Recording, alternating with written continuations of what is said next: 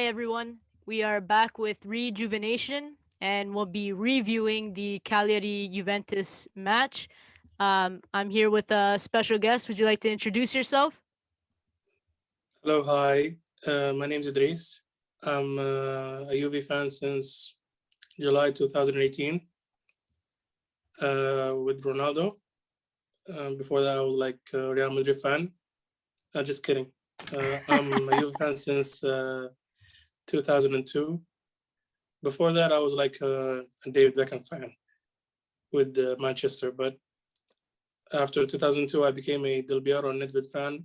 So that's how my story started I was with gonna, Juve. s- I was gonna say, I've seen you tweeting on Twitter about Juve, and I've been following you on Twitter since way before 2018. That didn't sound right to me. No, I'm just joking. I mean, with the current climate, I mean, everybody's like, you're either a Juve fan or a Ronaldo fan. So if you say Yeah, something wrong, you're like shifted to the other side. So one or the other. it's It's crazy. whatever. It's whatever the narrative is that day, I guess. Yeah, I mean, it's a Definitely, constant battle. definitely agree with that. So, uh, we pick up a big 3 points. All things considered, it's a team who looks like they're going down. They, I think, are just in fourth class, but Torino has games to recuperate. Who's right under them? So it looks it's not a great team. It looks like a decent team on paper, but we all know that games aren't won on paper. So, um, it was an expected win, but a little bit unexpected in terms of the scoreline. And we did dominate that first half, which we'll get into, which is very unlike Juve. So all in all, it was a positive result. And at the end of the day, it's we need result after result, and hope for the best around the league in our favor. So it was safe Yeah, to say, we got the job done. I'll just read some of the post match comments. We had Pirlo who spoke along with Chiellini and Chesney. Um, Pirlo touched on, basically what kind of we just summed up here, that we had a great start to the night. Uh, we didn't get a foot wrong in the beginning, but then we lacked energy in the second half. But the game was never in doubt. He spoke on Danilo being able to be placed anywhere and still, proving he's the right man, and him showing all of this improvement throughout this year, being put in those positions, along with touching on Kulusevski, saying that maybe we'll see him more in the middle in the future. And then speaking, of course, about Ronaldo, saying that not only he was angry, but the entire team after the exit. I want to talk about what Chiellini said here, um, saying that we have to build consistency, um, and that is the thing for me. It's Cagliari, so all of this stuff saying we won against a great team, this and that he said. Yeah, sure, you didn't. It's just Cagliari, so it's not a great team. But this thing about consistency sticks out to me, because getting a win, for example, against Inter is awesome. Obviously, they're our rivals, but if you go the next game against whoever it is, let's say like Fiorentina or like Lazio or whatever, and you drop points there, then that win against Inter really didn't mean anything. And that's often the case that we've seen from Juve this campaign, dropping points, especially against the bottom teams. Um, and we're really kind of losing our way due to our own doing. So what do you think about that comment, or anything that I touched on in terms of Pirlo as well?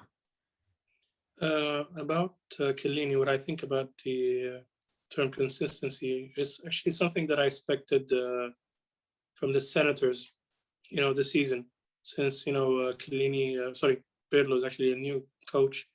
So I thought, okay, the old guys will actually take over and guide the team, but they failed consistently this season. Actually, we had some major runs, and then we fall short in some games, like games we expect to win.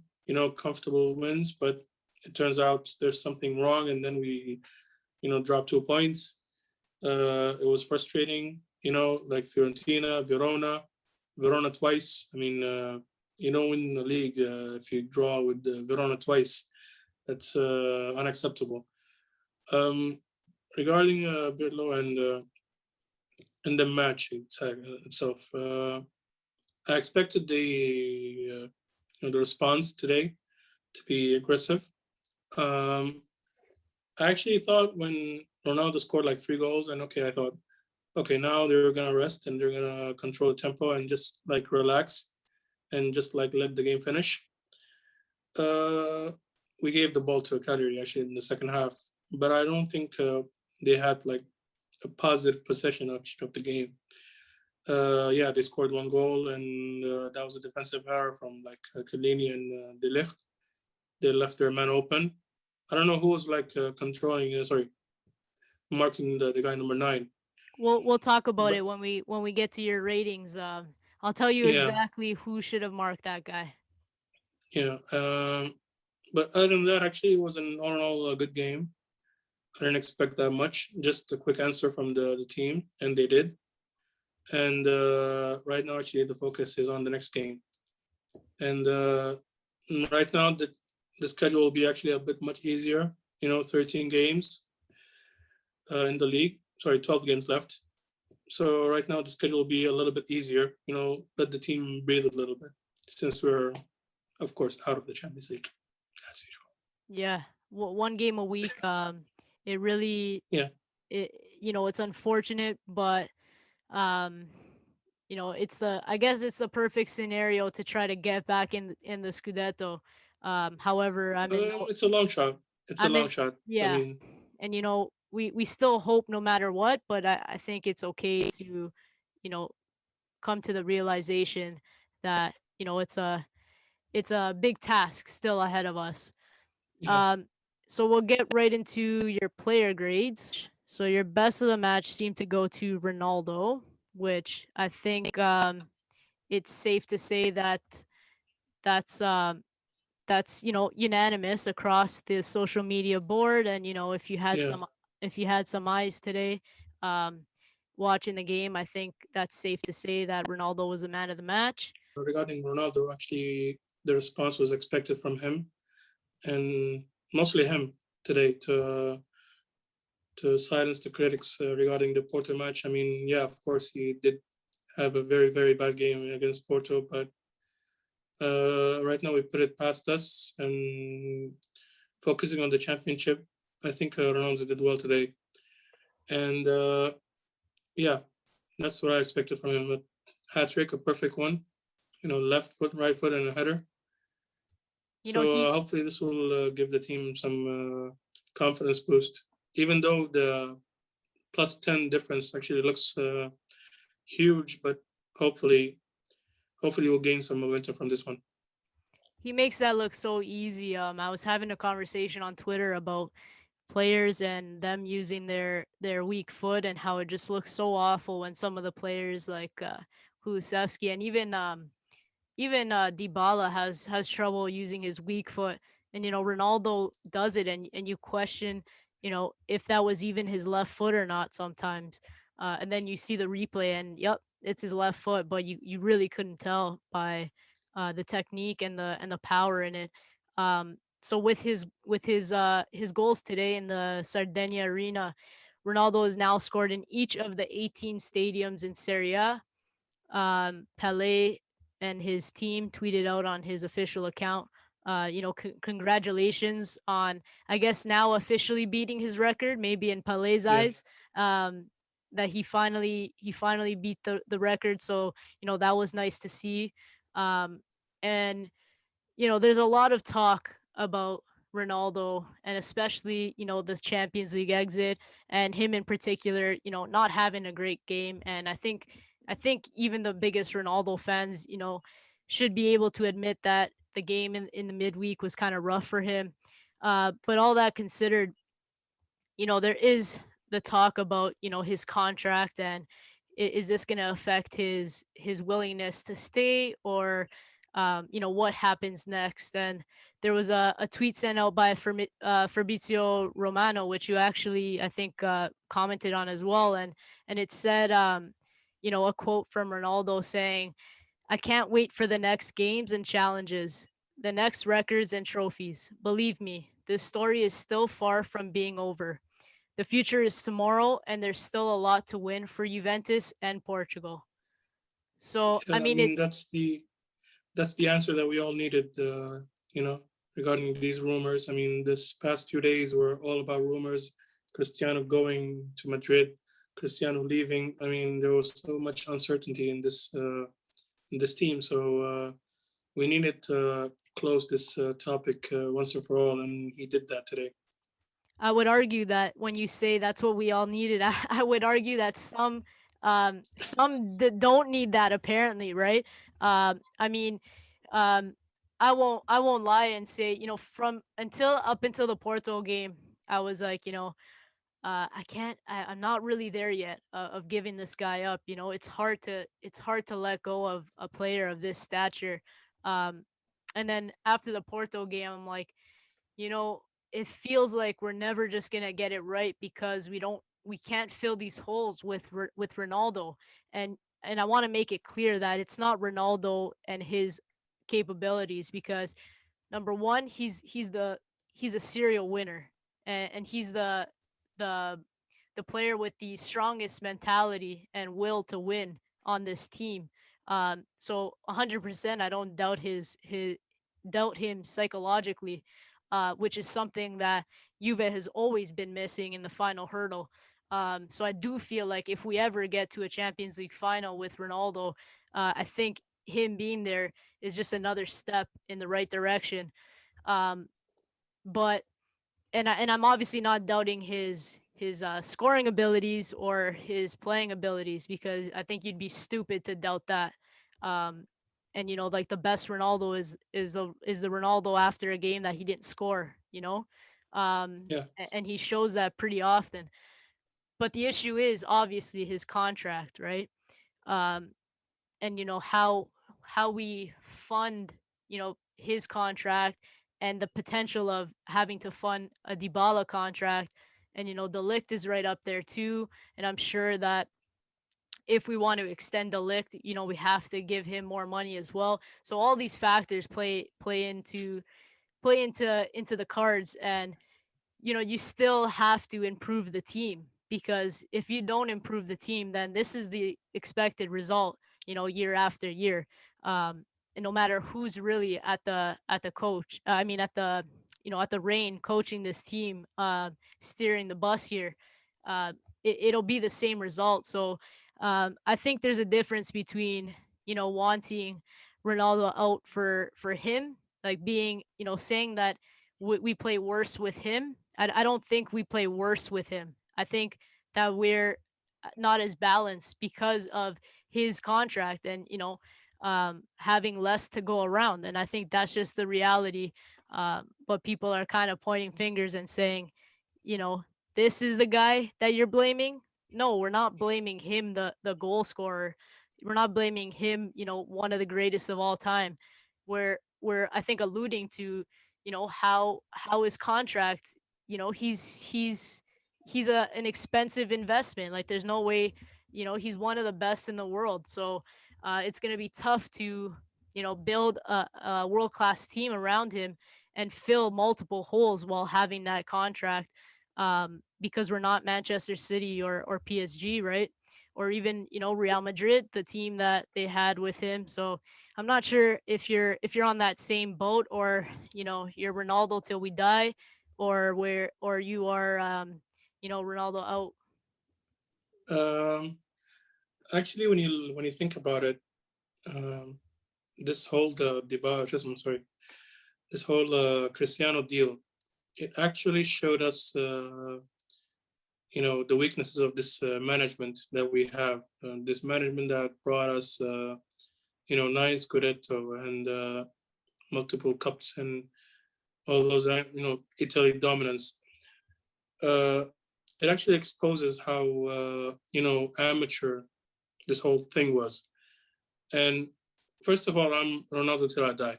I mean, when you have the GOAT, you don't give up on him. And I'm not giving up on him. But for me, I'm against this management.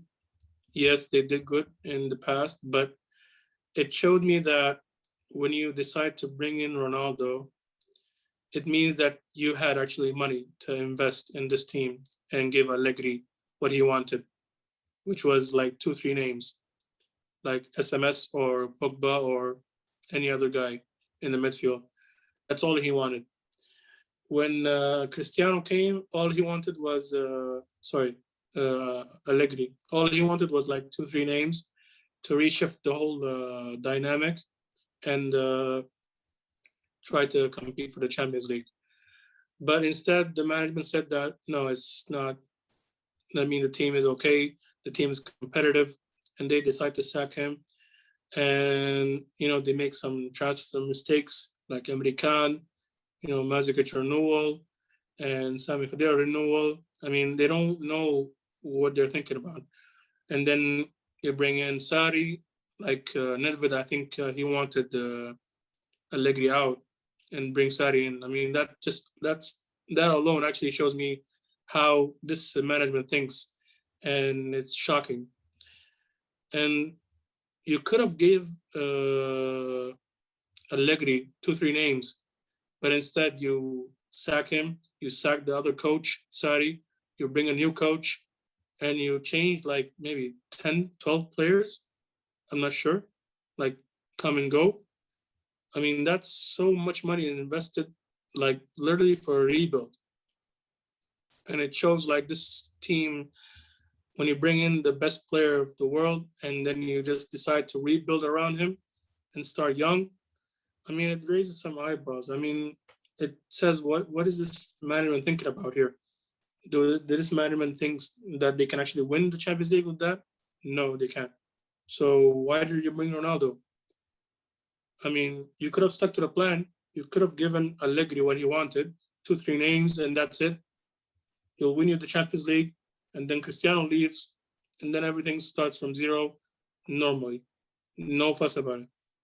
But then they decide, no, we'll go to a rebuild with Sari. We'll go to a rebuild with Pirlo. I mean, it shows that this management is amateur. Like, they don't know what they're doing. I really don't understand what they're doing. Like, for me, the first red flag was when they gave Mandzukic the renewal. And then 2 months later, they decide, no, you know what? We don't want you anymore. You can leave. Can someone explain that to me? Like, what's the deal here? Like, so you don't know that you want Allegri with you or not? Because a professional management, they should be having a plan, 1 to 3 year plan. But no, they didn't. They were just acting fast. I mean, any chance they can get, I mean, here and there. They bring Emre Can. And they bring Emre Can, okay? And Emre Can, yes, we can all, debate on him being a good or bad player. But the principle is you bring him on a free, okay? And then the next year, you said, no, you're not going to play the Champions League football because the coach doesn't want you. So why did you bring him? You don't have a long-term plan for him. And Kulusevski here right now. Is Kulusevski that's what I was gonna say. Pirlo player? Yeah. Is Kulusevski a Pirlo player? I'm not sure about that. I don't think so. I think he came for Sarri. And then he saw Sarri leaving, and then now he's going to try to fit in with Pirlo and his style of football. And this year, even though he scored some goals, but he's struggling most of the time. And I'm not blaming him, but it shows you like this management doesn't know what it's doing really, actually. And all these coaches mentioned, they don't pick players. Like this management picks up the team, they bring the names, okay, and tells the coach, here, play with it. 4-4-3, whatever. Do something about it. Try to win games. I mean, it gives me some like, I don't have confidence on this management. I mean, you can see Marotta here. He understands football. Like, we can all have, our doubts about him. And yes, he had some bad deals, but he actually built a winning team in 1 year with us. And now with Inter, he's building a winning team. Yes, they have some money issues, but I mean, he built a squad with them. I mean, that's how good he is. I mean, and now with Paratici, when he decided to, sign Pirlo, he basically told Inter to win the league. That's the sign here. I mean, it's hard to. It's you made some really key points because I was gonna mention Kulusevski and you bringing up Emre Can and the renewals have been awful. Mandzukic, Kadira, tying these guys to long term expensive contracts. Like they'll never want to leave. And the same like Higuain, we couldn't get rid of because of the same reason. So like I mean, you make a good point about that, um, and then it's guys who have come for one coach, and then by the time they get acquainted to the new style or team or coach, the coach is gone. Yeah. And Kulusevski didn't even have a chance to be in Saudi's system. And I still to this day question that buy. I even question that buy in Saudi's system, but I'm not even sure where he would have fit in there. Maybe as a false nine. I'm not too sure what he was trying to do with Kulusevski anyway. But I think anyone with a brain right now agrees that the management has been the main issue, and that it all stems from their incompetence for sure. Um, and I think that's why some people debate whether Ronaldo in or Ronaldo out. But I'm pretty sure that no one said, "Oh my God, don't get Ronaldo."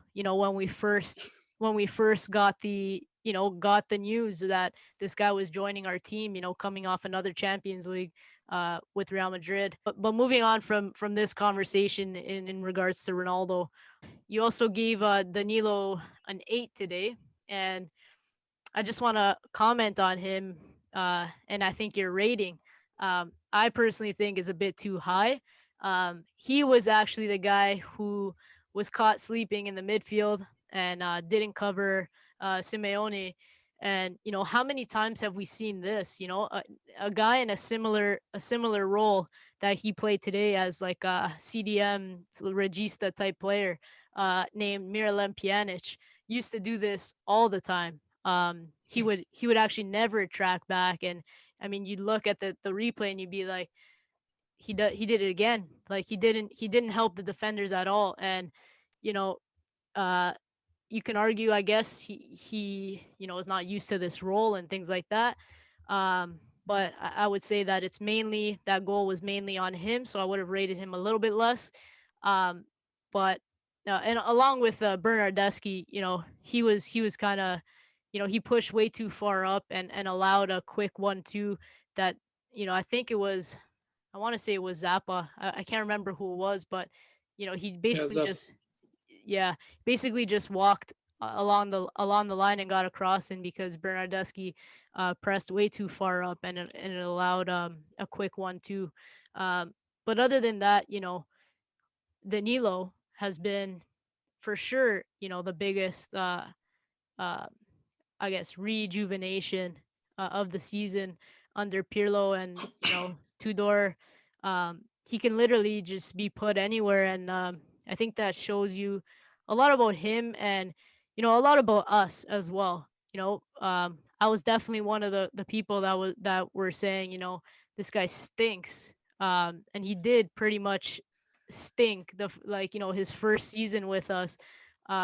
So I think that criticism was okay, but this is what a new coaching staff can get out of the players, that this happens behind closed doors. So it's I think a note to say that we don't really see everything, and can only comment on what we see, which are just the games. So he's definitely a bright spot, I think, this season. Why did you give him an 8? Just because actually it's a new position for him, and I don't know about that goal. I don't think actually I would put the blame on him. I mean, I saw Chiellini and De Ligt chasing back one guy and leaving the scorer alone. So I wouldn't say it's 100% his fault. Also, regarding Danilo in the CDM, I think it's a message from Pirlo to the management. Like, listen, I'm putting a fullback as a CDM, so it's a cry for help.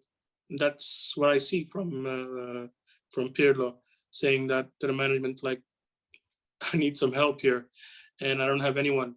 So he can't even trust Fagioli, and no one should trust Fagioli in this position. This early on in his career. Even though people will say like give him minutes and all that, but I don't know. Regarding when it comes to trusting him in that position, I think it's way too early. Personally, I would fancy that if it was like a normal season, but right now, no. Please give me Locatelli. That's what I think he's saying. Locatelli, his profile is rising actually this couple of seasons. So many people actually like him. I think Locatelli alone won't do the difference. We need someone else. Of course. Like Awar or Pogba, someone who can actually pass the ball. So speaking of fullbacks, I want to switch over to Cuadrado. You gave him a 7.5. I'm in agreement there. Picked up another assist on the corner kick for our first goal to Ronaldo's head, and Don Juan. Sorry.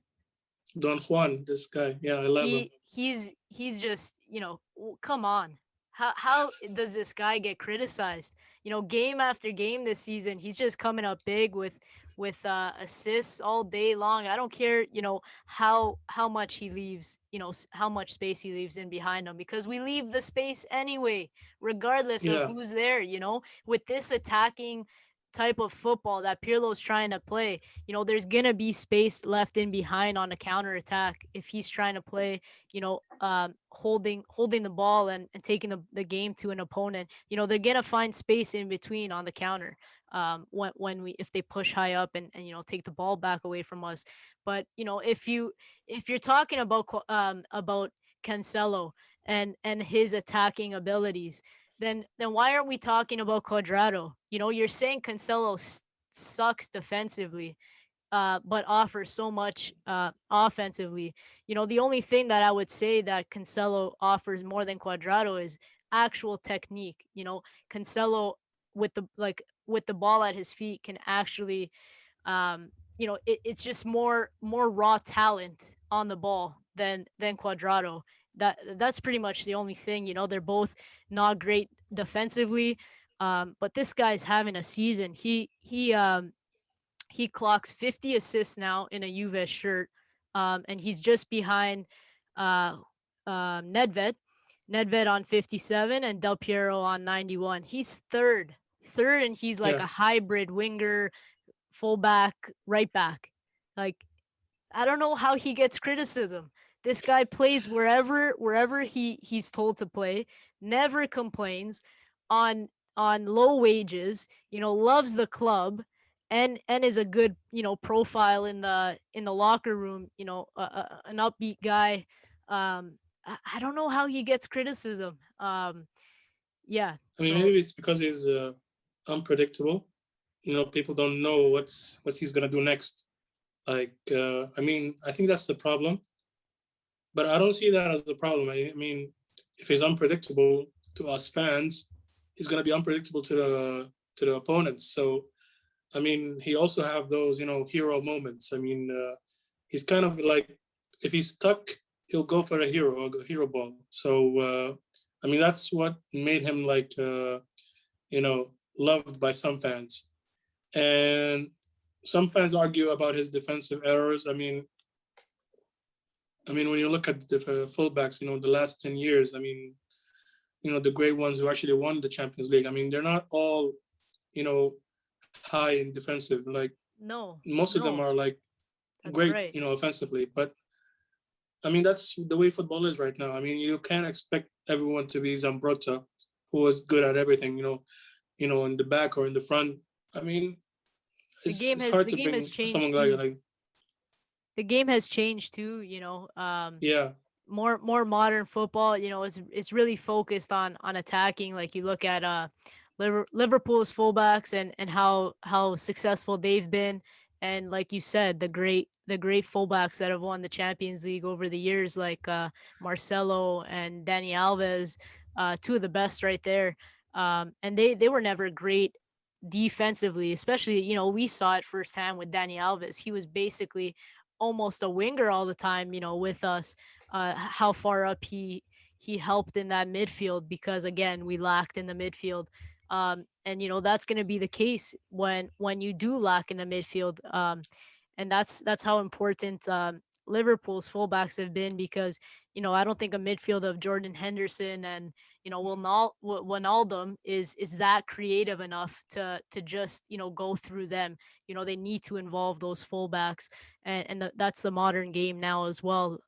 If we look at Bayern Munich and Alfonso Davis, he's not great defensively. Again, like, these are not Maldini-esque defenders, but the game has changed, and they whip in the balls that they need to. I mean, fair enough, Cuadrado has been inconsistent over his Juve career, and I think the predictability is like, what Cuadrado are we going to get today? um but I think you can't make that argument this season. He needs to be there all the time. The first opening minutes of the Porto game, this guy puts a cross right on Morata's head. And you see that, so often now. It's like it's gonna come that he's gonna get an assist. So I feel like that argument is kind of unfair to him for this season. He needs to be playing every game, and my fullbacks, would always be, and I've said this, I think, from the beginning of the season, and people were like, "Oh, what about Alexandro?" For me, it would always be Cuadrado on the right and Danilo on the left. The only issue with that is that Chiesa is probably forced to play on the left instead of the right because of the defensive liability there. But I mean, as we've seen today, it doesn't matter where the heck Chiesa plays, because he's just incredible. That guy. Yeah, What a pass to Ronaldo. That was unbelievable. And you see, and again, I don't want to be, a Kulusevski agenda. I don't want to have an agenda on him, but he struggles to sort out his feet and play a side pass on a counter attack. And you see Chiesa playing this ball right across, literally cross pitch, and I think it was Nainggolan who slid in and missed the ball, which was, I think, a little bit more poetic. But yeah. um, but wow, what a pass that was! And in the beginning of the game, where Alexandra was kind of just feeding Chiesa, just hitting a ball over because he always gets there. What a signing this kid is. I mean, Definitely. he shut me up really. Actually, Chiesa. I was like, okay, we're paying 50 for a runner. I didn't watch him, that much before. By the way, to be honest, I didn't watch him, a lot. I saw clips, and all he did was running, running, running, running. And I was like, okay, he's okay, but 50 million for him. Like, okay, yeah, they'll say 50 million, but it's like 10, 10, 10, 10, 10, something like that. Mhm. But anyway, the payment was too much. I was like, no, I don't like the signing. But actually, he did, turn out to be, like, I think the best signing we had this summer, in my opinion. Oh, for sure. Um, Personally, when I saw him, on the left wing, I was like, okay, you're like, restricting your best player, in the midfield, was Chiesa on the left, just to accommodate Kulusevski on the right. I mean, Oh, yeah. and Chiesa on the left, he loses like 80% of his powers, and his best performance was actually is on the right. So I don't know why, Pirlo decided to play these two together. I don't know. I think, Kulusevski, for me, actually, he should try to play on number 10, behind the strikers, not on the wings. Hmm. I don't think the wing is better for him. He's more of like a free role player. So Yes. I think he should stay, in the middle. But then if he stays on the middle, you have to change the formation totally for him. Hmm. And that's not sustainable, really. You don't have anyone else, I mean, in the midfield other than Rabiot. So, and McKennie. I think I think he's trying to stay in an injury, so it's not possible to blame also. So, but Chiesa, this match, I mean, even on the left, I mean, he did so good. I liked him a lot, and his assist, the pass, as you said, oh my god, it's chef's kiss, you Yeah, could say.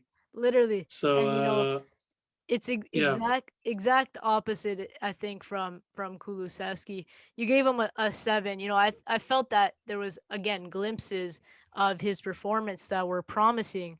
He yeah, took on a few guys, um, and rounded a few guys and played a nice passes into space at times. But I still don't think it's good enough, from Kulusevski. And I know that he's young, and he's actually, I think, played more than he should have this season, so far, because of our lack of depth, playing him as a number 9, which obviously he's not. So I don't completely blame him, and I don't blame Pirlo for playing him because of Dybala taking the year off. That's just the reality of it. But dispossessed the most today, on our side, with 4 times, and he had the worst accuracy, I think, bar uh our tour or something. But he made like 2 or 3 passes. So he had a 73% pass accuracy. And if he's supposed to be a midfielder, getting dispossessed like that and having a poor pass accuracy, uh that's not the precision I think we're looking for in the midfield. um and I don't even really think he played, I mean, he played as a winger, not really a midfielder. It was safe to say that he played, in the beginning of the season, where he was playing on that right side. And often we saw him and Dybala kind of take up the same space. And I think for a moment we saw Kulusevski and McKennie make the same exact run when Murata was substituted off. Kulusevski, you're now a striker. And they made the same diagonal run on the right wing. So I think that's an issue as well. And I do agree with you in the fact that he needs to play more central. But we definitely won't change our formation, for someone like Kulusevski. I guess if I had to pick a worst of the game, maybe it would be Morata for me, just because he didn't really look in it today. And he he missed two big chances today, I believe, yeah. and one in each half. I had Roman, Juve Therapy, on yesterday, in regards to a point that he made in regards to the Ronaldo talk, is like, you sell Ronaldo, and who's going to replace his goals. And then I think of Morata, and yes, he's having a great season, all things considered, but he's never been a bomber.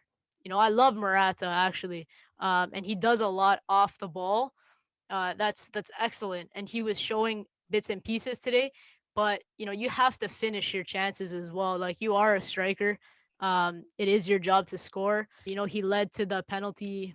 He put a great cross in, to Ronaldo, leading to the penalty shot. Um, but other Before than that, I that, think he missed a one-on-one oh, Chiesa, with the keeper. beautiful pass from Chiesa on that chance in the Yeah, in the first half. I don't. shocking. Yeah, like, he's. I mean, that's another thing about Chiesa. Oh man, like, he gives you those feelings. Like, he gives you those Yeah, feelings, and that's incredible to feel, especially in a season where things are not looking great. Um, but yeah, it was a great chance for Morata as well, to kind of put one in there. So as we move on, we'll kind of go through some positives and negatives, that you think about the game. Um, I'll just start with some, and you can chime in at any point. So some positives. We'll start with the good. So the good is bouncing back from a disappointment in the midweek, um, and having a great start. We struggled in the beginning of matches, and we often concede early on in matches. I think a few pods ago, I put up a stat saying, at this point in Serie A, we've conceded 5 goals in the first 15 minutes of matches or something. Whereas at that point last season, we only conceded 2 all season.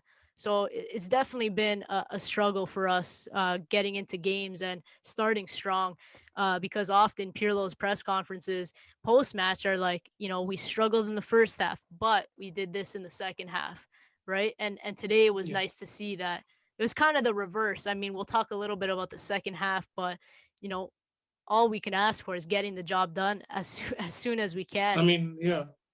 The thing is actually, this season when I watch UV games, actually I expect like the team to be kind of stagnant, in the first like 30 minutes, and then try to score, before halftime, try our best, and we couldn't.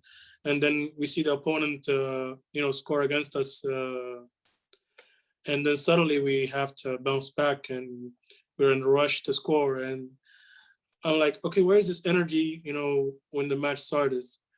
And I rarely see this energy, with period of the season. But this match today actually was a good for a change.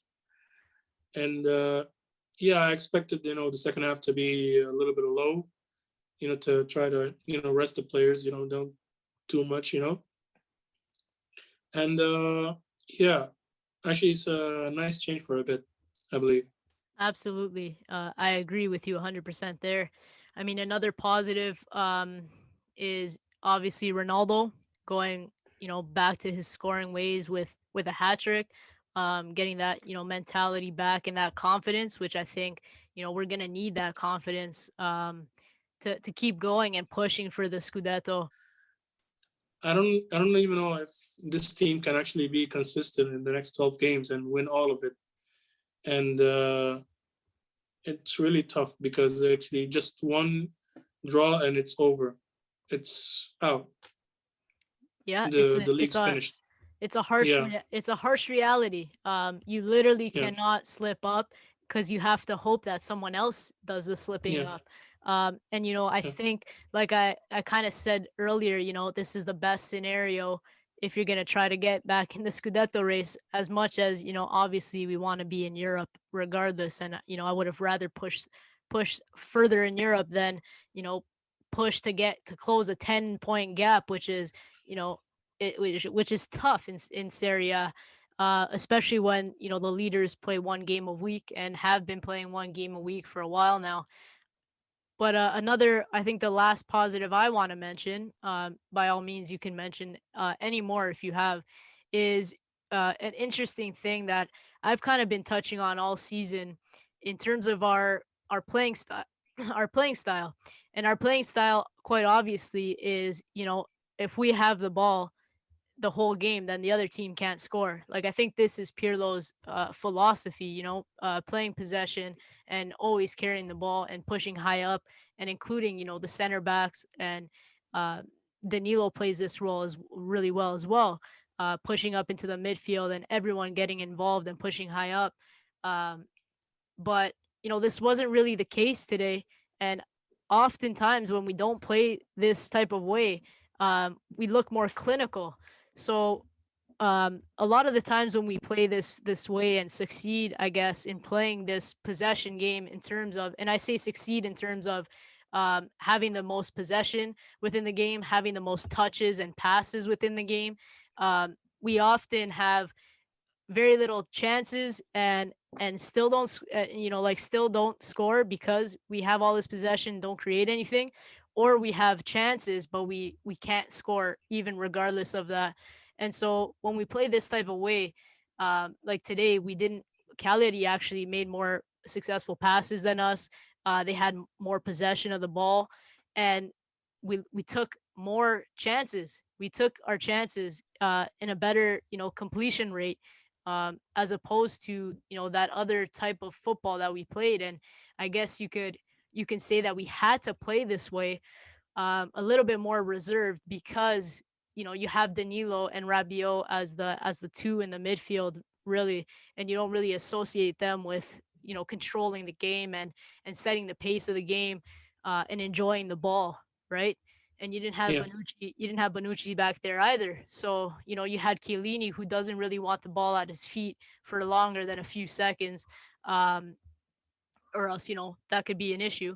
Um, and so I think that I want to give the props there, because I've been kind of yelling about this all season long. And sometimes you have to play like this, and it's regardless of who the team is, and regardless of home or away, because I feel like that's been brought up as well. Like, you don't want to be a coward at home, but look at the game Inter played against Parma. Parma's in a relegation zone as well and fighting to stay up, and Inter just sat back against Parma.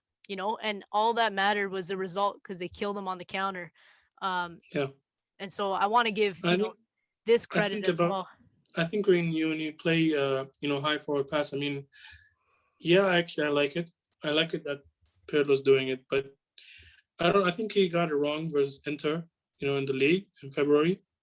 He shouldn't have played, as a high press, Hmm. because it gave Inter some counter moves. And Of course. actually Lukaku, even though he didn't score, but actually he was I think he was the most dangerous player they had, and they beat us, fair and square. So I think it's more of an experience thing. Maybe next time Pirlo won't do it. Hmm. So, but actually, I'm glad he tried something different this season.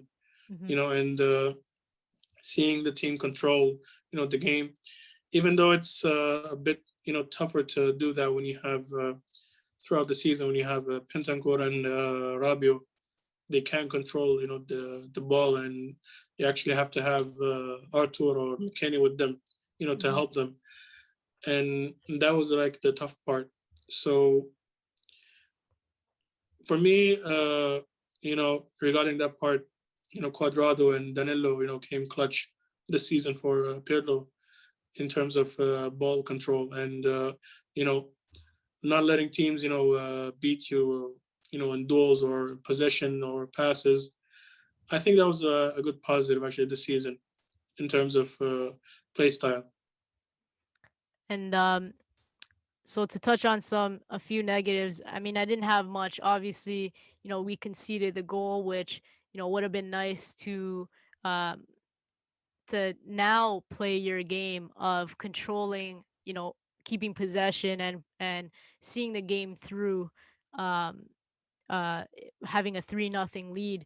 Um, but they all really mentioned Chesney, Chiellini, and Pirlo about their lack of energy, towards the second half and as the game went on, and you kind of can't blame them uh, for over in midweek having a 120 minutes clocked, and 3-0. They're not going to play 100% in the second Of half, course, up 3-0. So it's hard to fully blame the goal, I guess, but still a lack of, I you think it know was like fatigue, maybe. yeah, yeah, I fatigue, believe so. Yeah. and that's normal, considering our season and what we just went through midweek. But I think a little bit of an underrated, maybe negative or positive. I'm not sure how people are taking this, but Pirlo substitutions. I kind of found it a little bit odd to see Artur get some minutes. I could understand McKenny a little bit because he didn't start the midweek, and we were kind of suffering a little bit in the second half. So you wanted that guy to uh, close down the opposition, try to win the ball back. So I understood McKenny a little bit, but um, I think this was the perfect time to play someone like Fagioli for the last 10 minutes, let's say, right? Or Yeah, is that just me? I would have tried him. I would have tried him actually, Fagioli. I don't see why not. Artur, I don't know. Maybe actually he needs minutes, because he came back from like a long injury. So I will give him some more minutes. But it's like this or that. I mean, it's not something crucial, I think. But I would give Fagioli some minutes also instead of McKenny. McKenny, I don't know. Is he 100% that? I'm not sure about. Hmm. I would have played Fagioli there. I'm alluding to the fact that these guys have been suffering Yeah, injury wise, right? And yeah, perfect opportunity that you don't have to involve them in the game to try to secure a result or get anything out of them. So I felt like it was a little bit odd. I mean, we're 1-1 to Verona in the 92nd minute you take off Chiesa when we need a goal for DiPardo. And then I mean Yeah, we're that, three that I still don't understand why. and we're 3-1 up here, 3-0 at halftime. Why don't you, this is the opportunity to do that. Um Yeah, so that's kind of where my criticism is. yeah, Um actually, yeah, Berlo actually had some questionable subs. As you said, the case is up when we needed a goal. Till this day, I don't understand why he did that. To be honest, maybe he was tired. I don't know, but I would have still kept him on. You know, play a couple of more minutes. I mean, what's gonna happen? I mean, you're not gonna die. So I think I will actually like attach it to experience. mhm. Maybe actually he will find out. After next season, maybe he'll learn from it. I'm not sure if he will, quickly, but hopefully he will, learn from it. I'll just end off here with some discussion on on Twitter that I had. I think I kind of rounded off the game today with a tweet suggesting we can fill the gap between us and Milan today potentially with their game against Napoli, and it turns out that they did lose 1-0. So I think we're a point behind with a game in hand. So we're right there. But someone suggested I actually hope that Milan wins, so that they can catch Inter, because I'd rather lose to them than Inter. What do you think of that? It's hard to think to go for any other team but Juve to make this push, right? And I want to Yeah, disagree with that notion, because I really think if you close the gap uh, from us to Milan, then I think they'll take us more seriously in terms of closing the gap between first and second than this Milan team, because personally I think they're overachieving with their team. So I think if we make that push and recuperate the Napoli game, and we keep going strong, I think they can feel more pressure from us than from yeah, Milan. yeah. I think, as you said, with Milan this season, um, they had a good squad but no depth, and I think they overdid themselves this season, especially in the first few months. And I don't think even the Milan fans thought they could do this. And when Inter like took the lead, for them, I don't know if they're like actually thinking about the league anymore. For me, I think Milan fans that I see no, I don't think they're looking for the league anymore. They're looking to guarantee the Champions League. UCL spot. Yeah. That's their main concern right now. So for them, I think a second place finish would be like more than okay with them. Regarding who would I see take the Scudetto, I don't know. Would I see Zlatan, kissing the Scudetto, or Corti kissing the Scudetto? It's just tough. It's Tough tough, to really. swallow. Tough to swallow Yeah, either it's way. really tough. Well, But actually, I think this question actually I tried to avoid the whole season. You know, but hopefully, in May we'll have a different conversation about that. Hopefully, I hope so. And that's all we could hope for. That's all we want, of course, as Juve fans. yeah, We don't want to lose something the. 2002 type ending. Yeah, we'll see. And like I when I did the pre-match, I asked, what's your favorite Cagliari Juventus memory? And for me, it was 100% the 2012 Scudetto, and it was like a split screen from our game and Inter Milan, right? Yeah, So we were done a favor, and that obviously we won the Scudetto in Cagliari. So you never know, and you never know with Juve. I mean, we overturned that Scudetto challenge with Napoli. Quite far ahead, but it was earlier in the season, to be fair. So you it should have just been. Yeah, yeah, you just never know with Juve, and I hope that Inter, lose points somewhere down the line here, and they for sure have to lose points against us, or else, obviously there's no hopefully. Scudetto. Um, Yeah, but for sure, it's regardless of how we criticize, how much we criticize, who we criticize, we're always going to be Juve fans, and obviously want the best for Juve, and want to see us, win all the trophies in the end. So it's always, fino alla fine for me, no matter how mad I get sometimes. Um, we spend so much time investing in this club, investing our time, money.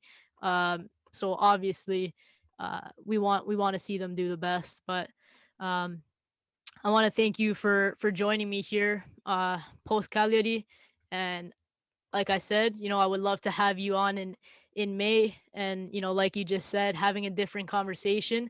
I'm gonna hold that to you, and we'll Hopefully, uh we'll meet again in May on this podcast, and hopefully celebrating 10 in a row.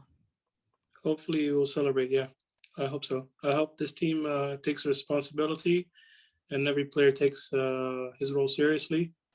And with the international break coming, this month, I believe, with Dybala back, hopefully he will, add to the team something crucial. We need him actually a lot more than some people didn't, admit. And I hope the rest of the team they do well. They actually act like they're actual champions for the team. Yes, amen to that.